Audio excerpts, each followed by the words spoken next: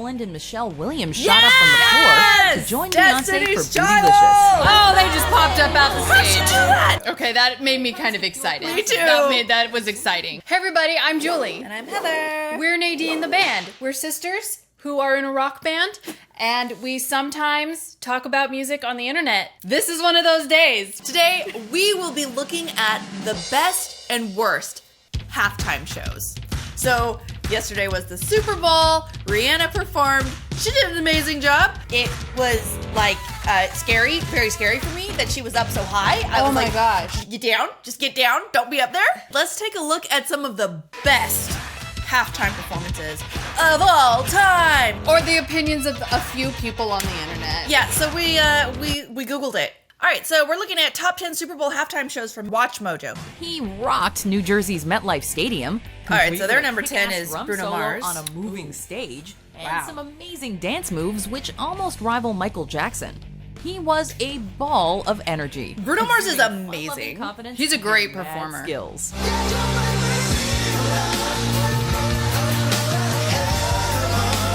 The only reason this show was I like the live band aspect of it too. I do Red Hot too. Chili Peppers. Their music clashed with Bruno's, and it was extremely odd seeing Bruno's classy R&B styled band hopping around with shirtless headbanging men. Yeah, that's a weird mix. Yeah. R&B Bruno Number Mars 9. with Red Hot Chili Peppers. I think it's a little bit weird sometimes with halftime shows, just from the few that I've seen, when they do mix artists. And it's like, I don't think you needed to do that. I think some of the better halftime shows are the ones where it's just that artist. Like, Yeah. just Lady Gaga, just Michael Jackson, just Prince. Like, just let them put on their 15-minute concert Yeah. and it'll be great. That almost felt like they just both won out on the bid for the Super Bowl, and Yeah. it's like, Put 'em together. we'll just put them together and get double the money. Their number 9 is 2017 Lady Gaga. We were very excited about this one. I did really like this halftime show. Yeah, this was good. Lady Gaga, Super Bowl 51. She's got a big collection of songs to choose from. Yeah. Is so revered. Lady Gaga has always been a theatrical performer, Flying. and her dramatic personality is on full display throughout her That's how I would do it. Super Bowl I would just be 51. struggling. Gaga's show was grand entertainment, including her descending from the roof and performing acrobatics. The drones were cool. There was Yeah. also time for emotion, as I remember that. A million reasons, about a million reasons. If I had I would run for the hills. critics immediately called it one of the best halftime shows ever, and we agree that it certainly is a contender. Super Bowl 51!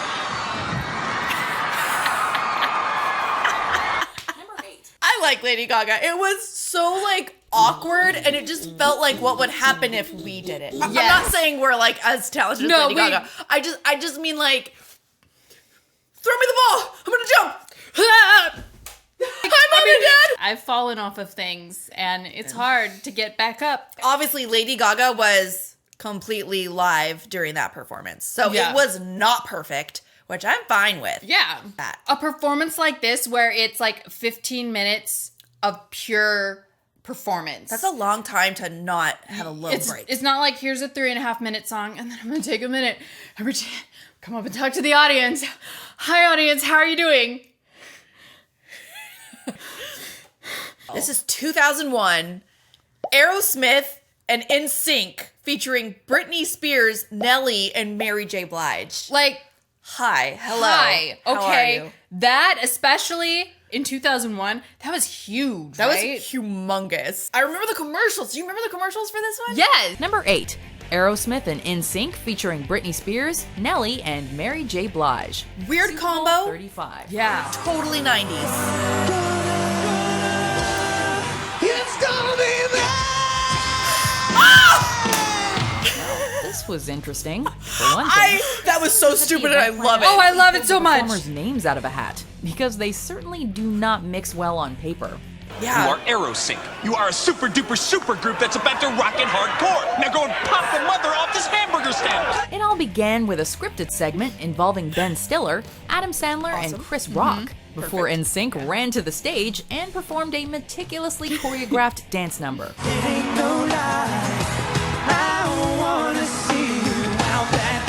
But damn if it wasn't entertaining and energetic to the max.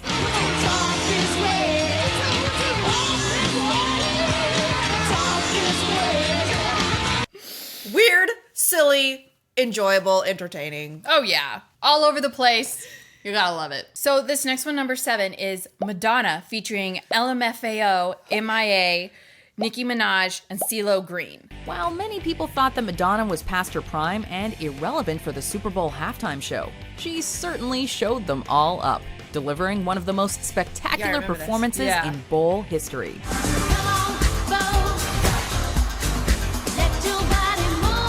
I mean, obviously she can put on a show. Yeah. Theater. It had Roman soldiers, Yeah. Madonna riding in on a golden throne, a marching band, a choir, and M.I.A. flipping off the camera. Remember which that. landed her in a lot of hot water. Oh, no. However, it wasn't just the spectacle that was on point. Madonna energetically performed some of her most well-known songs and proved to everyone that she can still put on a heck of a show.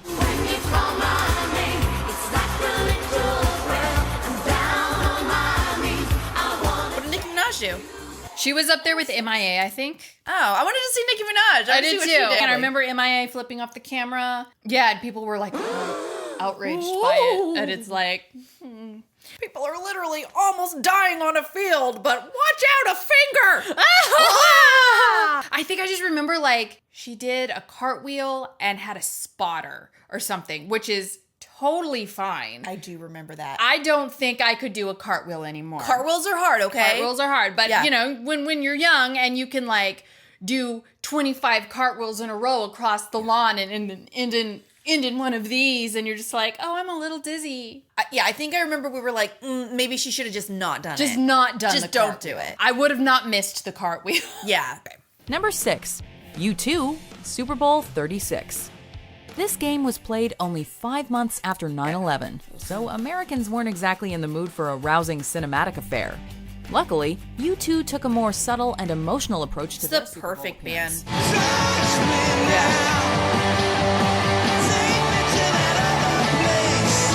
The band performed only 3 songs, and the names of those lost in the terrorist attacks were projected behind the band during Where the Streets Have No Name. Oh, that gave me like chills. Same.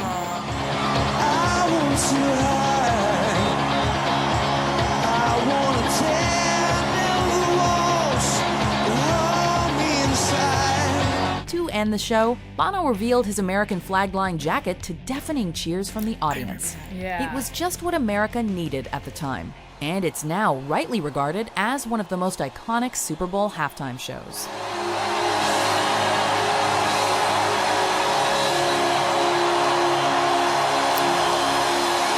They chose the right thing to do. I think it was the right thing to do to choose a band, to not do a crazy like dance spectacle party thing, like just play some really good songs. Yeah, they went for subtlety with it. That was probably a good idea. I do remember when he like showed his jacket. Like Yeah. that was like really cool. U2 is so it was really cool to see like people from another country like supporting America in that like really hard moment. And U2's just an amazing band. Like they're going to put on a good show and Yeah. be like top notch.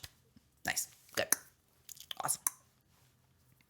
Number 5. Beyonce. Super Bowl 47. 2013. Now, if you want the viewers and the spectacle, then there remember really this is one. no Yeah. going wrong with Beyonce. And sparklers shooting from her guitarist's axe. Talk about a show that's Axe. pure fire. But perhaps Not the what I best heard at moment first. came when Oh. Kelly Rowland and Michelle Williams shot up from the floor to join Beyonce Destiny's for Child! Bootylicious. Oh, they just popped up out the stage. Twitter, naturally, went bananas. This one has easily solidified its place with the best of the Super Bowl halftime shows. Okay, that made me kind of excited. Me too. That was exciting. No beating the Queen.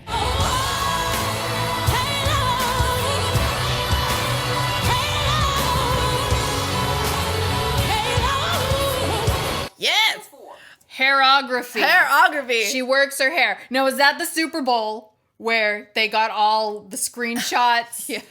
Poor Beyonce. Poor Beyonce. Oh, poor Beyonce. Shut up, poor Beyonce. She's fine.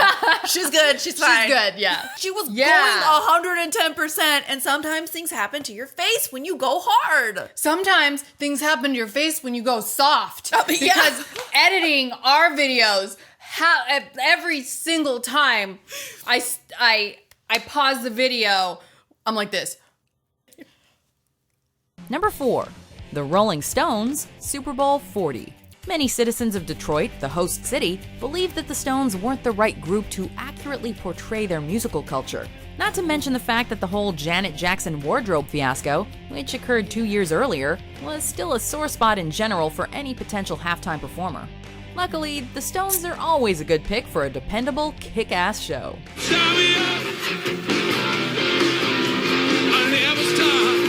It wasn't as flashy as Beyonce or anything, but there's no going wrong with a kick-out-the-jams performance. I mean, like I said, I don't think you can go wrong with the Stones. Oh yeah, of course not. Yeah, who would have been better? Like Eminem, maybe? Isn't he from Detroit? I don't know. Eminem is from...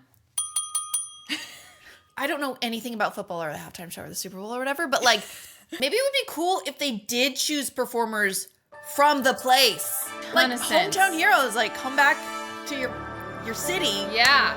Yeah. Bruce!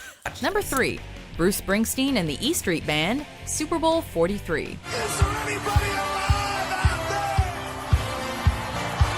Springsteen and the Super Bowl seemingly go together like beer and chicken fingers. But Springsteen immediately commanded the stage by telling viewers to put the chicken fingers down and turn the volume up. And he then proceeded to He knows rock America, the stadium apparently. for this entire short set. The boss, like the Stones, proved that you don't necessarily need high-budget gimmicks or effects to be memorable. All you need is some timeless music, a lot of swagger, and the confidence to rock in front of hundreds of millions of people. Oh god, the charisma you would have to be able to control that audience. Amazing. Again, I would not expect Bruce Springsteen to do a typical Super Time half show. Like, he's not gonna do Super Time half show. a typical halftime show for the Super Bowl. Right. Sure. Which leads us to something very different than that. Michael Jackson. But this is gonna be a show. This is going to be a show. Yeah. 1993, baby. That was the year, baby. Back in the 1900s. Number 2, Michael Jackson, Super Bowl 27. The Jacksons have certainly claimed their stake in Super Bowl history, although Janet's share is probably not what she originally How do they had just in keep mind. popping up? Michael, on the other hand, deserves all the acclaim he's garnered over Again, the he years popped up. for his appropriately legendary performance at Super Bowl 27.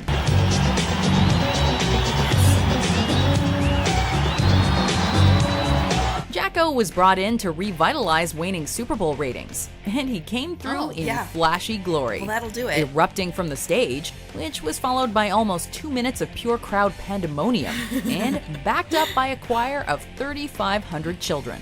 It was an enormous success, greatly influencing future Super Bowl halftime shows. The whole tradition wouldn't be what it is today if it weren't for Michael Jackson. Okay. He got it started then. He started like the huge spectacle. Yeah. We rock you with our top pick. Here are some honorable mentions. Honorable mention. Okay.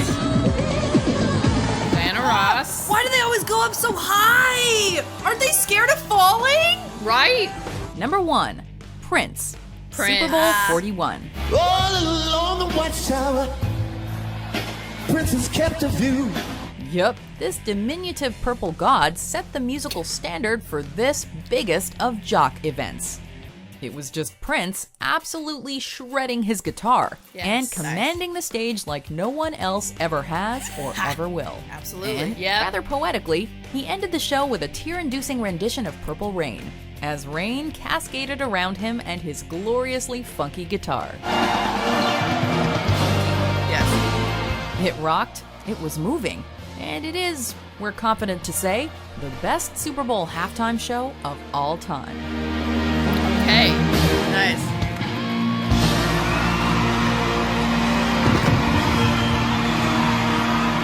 The performance you have to be able to give, though, Yeah. to be the best Super Bowl halftime show of all time and for it to not be gimmicky. It was all his performance that did it. The sheer talent that and charisma that you have to like you said, like just command that ginormous audience. Yeah. Do you feel like there are any that they left out where it's like a Super Bowl performance that stood out in a good way to you? I don't feel like people ever talk about Katy Perry coming out on a giant lion. Again, so high! So high. I was gonna say, when I think of Super Bowl performances, I think of that imagery. Or they just talk about Left Shark, you know? It's like, yeah, freaking Left Shark stole the show. there was more to her performance than Left Shark. Yeah. Do we want to look at bad performances? Let's look at some bad ones.